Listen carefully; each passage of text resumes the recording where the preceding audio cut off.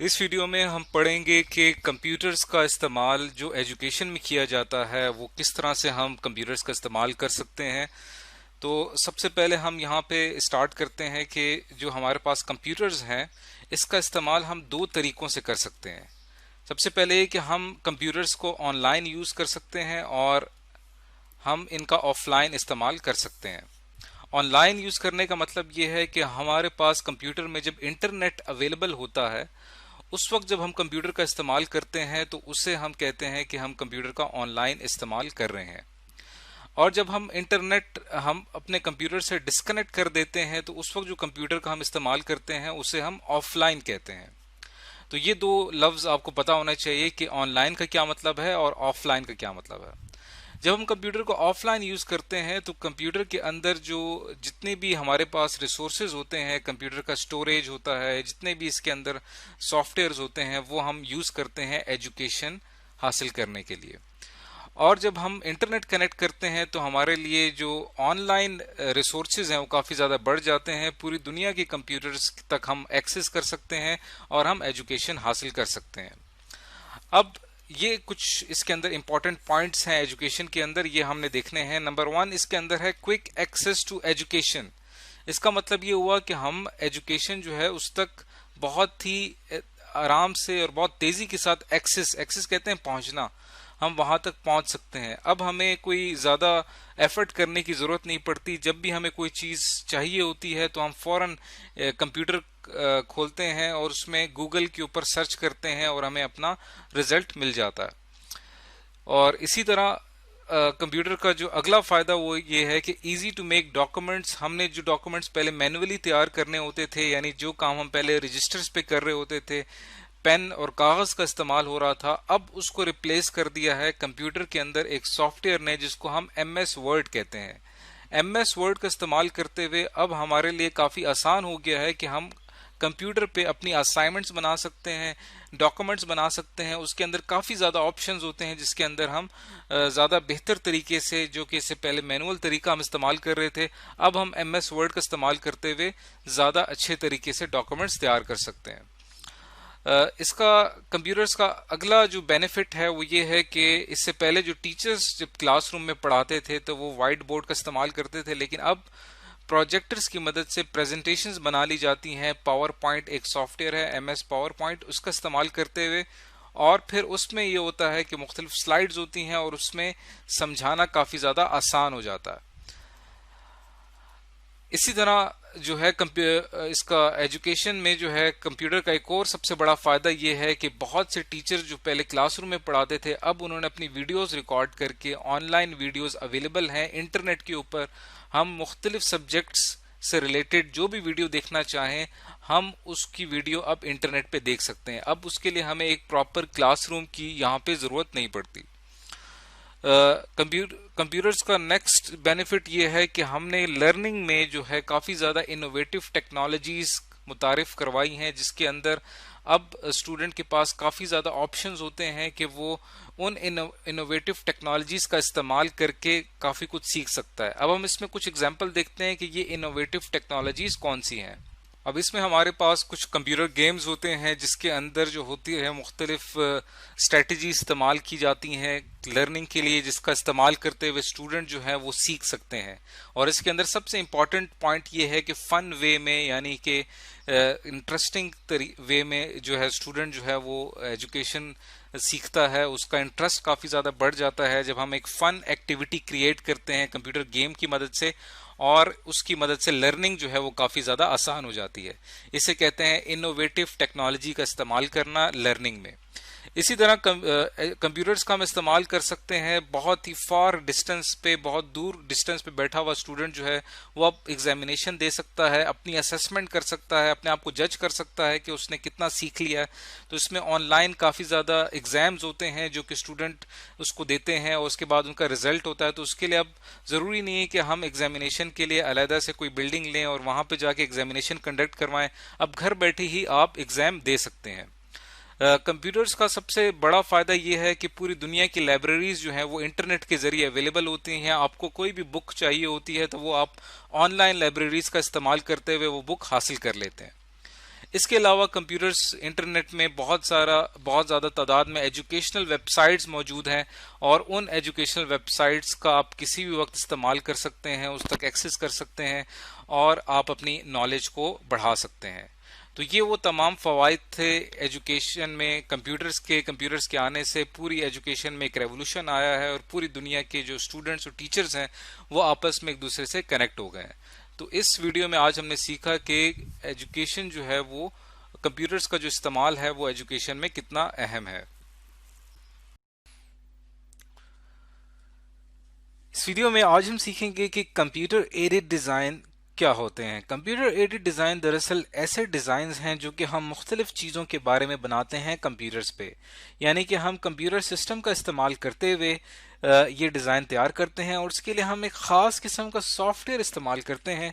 इस सॉफ्टवेयर को CAD software कहा जाता है, यानी यूज़ ऑफ कंप्यूटर सिस्टम, यानी हम लैपटॉप्स, कंप्यूटर्स, इनका हम इस्तेमाल करते हैं और कैड सॉफ्टवेयर का इस्तेमाल करते हैं। फॉर एग्जांपल हमारे पास डिफरेंट कैड सॉफ्टवेयर्स हैं, जैसे कि ऑटोकैड, फ्रीकैड। ये सॉफ्टवेयर्स अवेलेबल हैं इंटरनेट पे, आप इनको डाउनलोड कर सकते हैं और उन पे आप डिफरेंट डिज़ाइंस बना सकते हैं। जैसे कि आप देख सकते हैं इस वक्त इस पिक्चर में एक शख्स जो है वो एक बिल्डिंग का जो है वो इंटरनल डिज़ाइन कर रहा है, और इसके अंदर जो है वो हमारे पास मल्टीपल ऑप्शंस होते हैं डिज़ाइनिंग के लिए।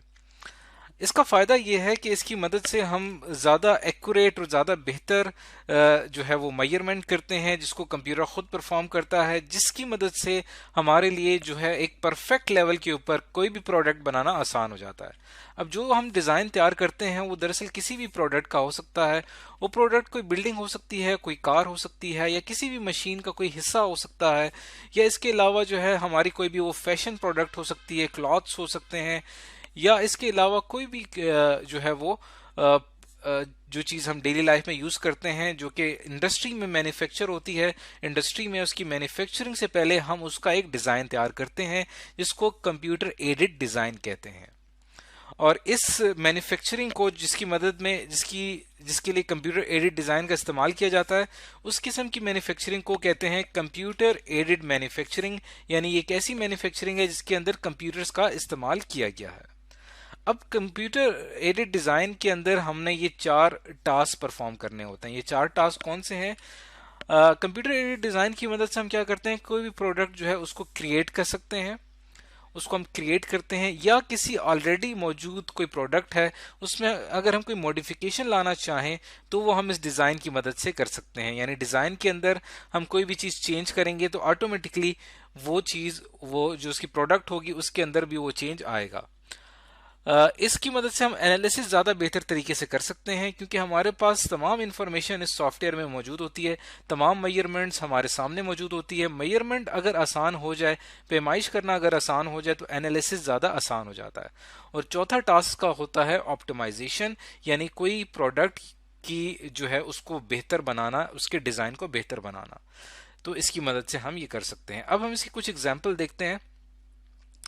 इसके अंदर हम 2 किस्म के डिज़ाइन तैयार करते हैं, एक 2D डिज़ाइन और 3D डिज़ाइन। जैसे कि आप देख सकते हैं कि यहाँ पे हमने एक प्रोडक्ट का एक 3D डिज़ाइन तैयार किया है इस सॉफ्टवेयर में।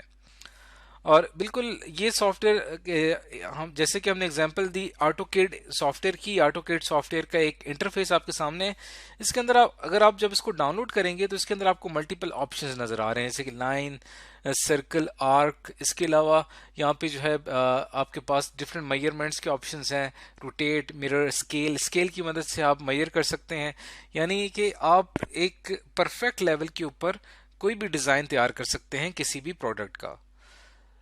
तो इस तरह से कंप्यूटर एडेड डिज़ाइन में जो है आप लाइंस बना के, सर्कल्स बना के जो है वो अपना कोई भी डिज़ाइन तैयार करते हैं। तो इस वीडियो में आज हमने ये सीखा कि कंप्यूटर एडेड डिज़ाइन कहते किसको हैं और कंप्यूटर एडेड डिज़ाइन की मदद से हम क्या क्या कर सकते हैं।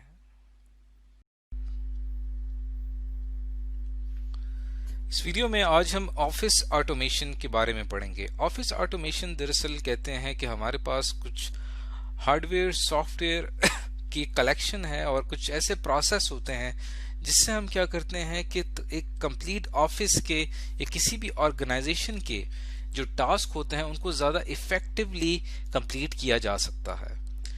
इस पूरे सिस्टम को ऑफिस ऑटोमेशन कहा जाता है। अब हम इसके अंदर ये जानते हैं कि जो हमारा ये जो हमने यहाँ पे वर्ड डिस्कस किए, हार्डवेयर, सॉफ्टवेयर, प्रोसेसेस और ऑटोमेशन, इसका क्या मतलब है।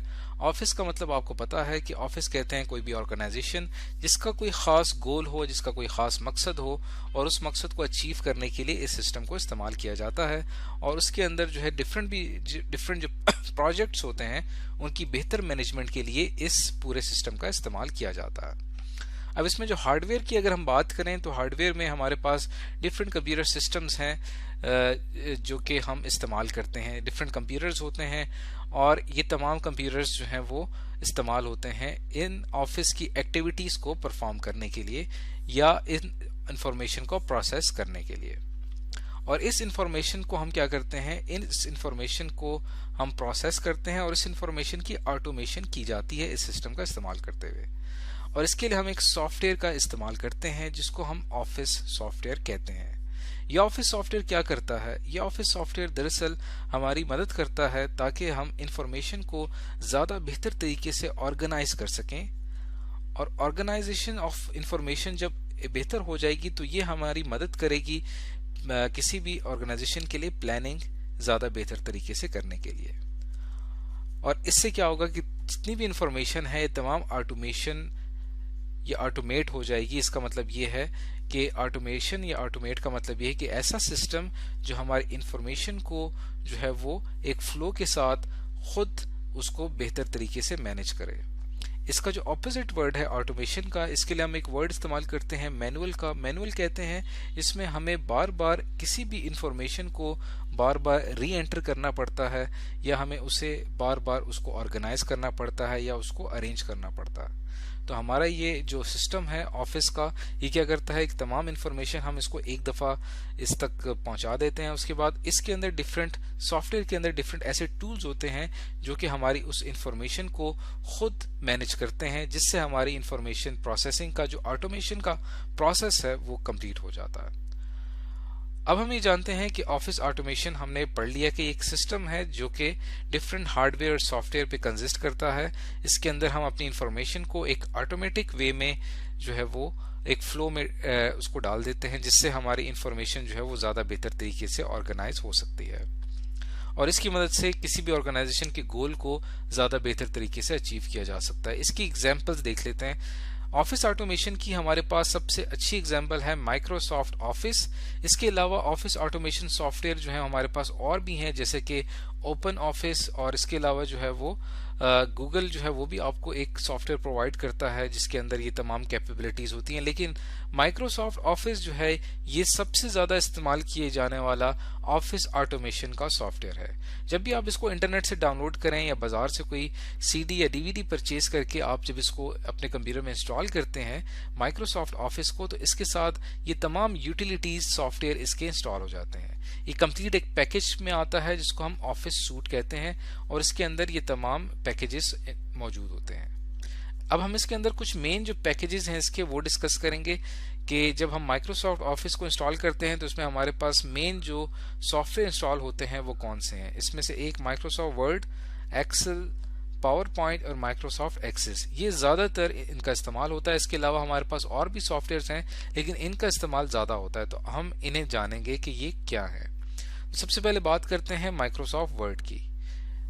ये हमारे पास माइक्रोसॉफ्ट वर्ड का एक इंटरफेस है। इसमें आप देख सकते हैं कि डिफरेंट ऑप्शंस हैं और यहाँ पे हमारे पास जो है इसकी जो मेन स्क्रीन है यहाँ पे हम अपना मेन टेक्स्ट टाइप करते हैं। यानी अगर आपने कोई भी एप्लीकेशन लिखनी हो, कोई लेटर लिखना हो या आपने कोई भी किसी भी प्रोडक्ट के बारे में एक डिटेल रिपोर्ट तैयार करनी हो तो वो यहाँ पे हम डिफरेंट टेक्स्ट टाइप करके लिख सकते हैं। अब इसके अंदर एक कॉन्सेप्ट होता है जिसको हम कहते हैं टेक्स्ट फॉर्मेटिंग। टेक्स्ट फॉर्मेटिंग किसे कहते हैं? टेक्स्ट फॉर्मेटिंग में हम क्या करते हैं कि जो भी हम टेक्स्ट यहाँ पे एंटर करते हैं इसका हम यहाँ पे साइज चेंज कर सकते हैं और इसका हम जो है यहाँ पे इसका जो फॉन्ट स्टाइल है वो हम इसको चेंज कर सकते हैं, इसको बोल्ड कर सकते हैं, इटैलिक कर सकते हैं और बहुत सारे यहाँ पे डिफरेंट ऑप्शंस हैं। इसे हम कहते हैं इसे कहा जाता है टेक्स्ट फॉर्मेटिंग। इसी तरह आपके पास डिफरेंट ऑप्शंस हैं। आप यहाँ पे डिफरेंट पिक्चर्स ऐड कर सकते हैं, टेबल्स ऐड कर सकते हैं। यानी आपने जो भी किसी ऑर्गेनाइजेशन ने, किसी ऑफिस ने कोई रिपोर्ट तैयार करनी हो तो उसमें माइक्रोसॉफ्ट वर्ड का इस्तेमाल किया जा सकता है। इसमें हमारे पास डिफरेंट ग्राफ्स होते हैं और डिफरेंट ग्राफ्स से हम इंफॉर्मेशन को ज़्यादा बेहतर तरीके से रिप्रेजेंट कर सकते हैं। अब हम जानते हैं इसकी जो नेक्स्ट यूटिलिटी हमने डिस्कस की माइक्रोसॉफ्ट ऑफिस की, वो है माइक्रोसॉफ्ट एक्सेल, और इसके बारे में जानते हैं। ये दरअसल हमारे पास एक स्प्रेडशीट होती है। स्प्रेडशीट में हमारे पास जो है वो रोज होती हैं, जिनको हम यहाँ पे अल्फाबेटिकली शो कर रहे हैं, यानी सॉरी नंबर से शो कर रहे हैं। ये फर्स्ट रो है, ये सेकंड रो है, ये थर्ड, फोर्थ, और इसमें हमारे पास कॉलम्स होते हैं, जैसे कि आप देख सकते हैं 8th column, 8th column, 6th, 10th, 8th, और इसके अंदर एक सेल होता है। एक सेल के अंदर हम एक single piece of information store करते हैं, और इस सेल को इसका एक खास एड्रेस होता है। यानी ये जो सेल यहाँ पे मैंने यहाँ पे जिसको हाईलाइट किया है, इसका एड्रेस हम कैसे फाइंड आउट करेंगे? हम ये देखेंगे कि ये यहाँ पे किस कॉलम में है। ये 8th कॉलम में है और 4th रो में है, तो F4 इसका एड्रेस है। तो इसके अंदर हमारे पास डिफरेंट ऑप्शंस होते हैं जो हम यहाँ पे अप्लाई करते हैं। खास तौर पे इसके अंदर एक फार्मूलाज का जो ऑप्शन होता है, इसके अंदर हम तमाम डाटा जो है, जितने फैक्ट्स एंड फिगर्स हैं किसी भी ऑर्गेनाइजेशन के, वो हम यहाँ पे एक दफ़ा एंटर कर देते हैं। उसके बाद इसकी एक ऑटोमेशन होती है जिसके अंदर हम फार्मूलाज इसके अंदर पहले से इंसर्ट कर देते हैं, और फार्मूलाज जो है ये सॉफ्टवेयर खुद उस इंफॉर्मेशन डाटा के ऊपर प्रोसेस करता है उसके, और उससे हमें रिजल्ट फराहम करता है, और उससे हमें इंफॉर्मेशन हासिल होती है। तो डाटा एनालिसिस के लिए ये बहुत ही बेहतरीन एक सॉफ्टवेयर है ऑफिस ऑटोमेशन का। अब हम जानते हैं नेक्स्ट जो हमारे पास इसकी टाइप है वो है Microsoft power point. Microsoft power point दरअसल इस्तेमाल होता है डिफरेंट प्रेजेंटेशंस के लिए, क्योंकि जब भी हायर अथॉरिटीज़ की जब भी मीटिंग्स होती हैं किसी भी ऑर्गेनाइजेशन में, किसी भी ऑफिस में, तो वहाँ पे किसी भी सब्जेक्ट के हवाले से प्रेजेंटेशन देनी होती है, तो वहाँ पे हम इनका इस्तेमाल करते हैं। इसके अंदर हमारे पास डिफरेंट स्लाइड्स होती हैं, इन स्लाइड्स को हम डिज़ाइन करते हैं। इसके अंदर हम बहुत ही अपने इंफॉर्मेशन की जो समरी है, उसके जो मेन पॉइंट्स हैं, वो हम यहाँ पे ऐड करते हैं। और उसके बाद यहाँ पे स्लाइड शो का ऑप्शन है, जहाँ पे आप प्रोजेक्टर पे ये तमाम स्क्रीन्स को चला सकते हैं। डिफरेंट स्लाइड्स हैं यहाँ पे, और उनके डिफरेंट यहाँ पे डिजाइन होते हैं। तो ये पावर पॉइंट का जो सॉफ्टवेयर है, ये प्रेजेंटेशंस के लिए इस्तेमाल होता है। अब हम यहाँ पे जानते हैं कि जो हमारे पास नेक्स्ट इसकी टाइप है वो है माइक्रोसॉफ्ट एक्सेस। इसके बारे में हम पढ़ते हैं। ये माइक्रोसॉफ्ट एक्सेस का एक इंटरफेस आपके सामने है। ये दरअसल इस्तेमाल होता है डेटाबेस बनाने के लिए। कोई भी ऑर्गेनाइजेशन अगर किसी भी प्रोडक्ट के हवाले से या अपने कंप्लीट इंफॉर्मेशन के हवाले से एक डेटाबेस बनाना चाहती है, तो इसके जरिए हम बना सकते हैं। डेटाबेस में ये होता है कि हम बहुत सारे टेबल्स क्रिएट करते हैं, और ये टेबल्स क्रिएट करने के बाद जो है वो हम इन तमाम टेबल्स को आपस में इनके रिलेशनशिप्स बना सकते हैं, इनको हम आपस में कनेक्ट कर सकते हैं, जिससे ये होता है कि तमाम टेबल जो हैं आपस में कनेक्टेड हो जाते हैं। उसके बाद जब आपको जो भी इंफॉर्मेशन चाहिए होती है, तो इन टेबल्स के आपस के कनेक्शन की वजह से आप उस इंफॉर्मेशन को गेट कर सकते हैं। तो ये एक अच्छा सॉफ्टवेयर है जिसके अंदर पूरी ऑर्गेनाइजेशन का जो डाटा है वो तमाम एक जगह इकट्ठा हो जाता है, और डाटा को रिट्रीव करना यानी डाटा को हासिल करना वो आपके लिए काफ़ी ज़्यादा आसान हो जाता है। तो इस वीडियो में आज हमने जाना कि माइक्रोसॉफ्ट ऑफिस के कौन से मेन सॉफ्टवेयर्स हैं जो कि ऑफिस ऑटोमेशन में इस्तेमाल होते हैं, और हमने पढ़ा कि ऑफिस ऑटोमेशन किसे कहा जाता है।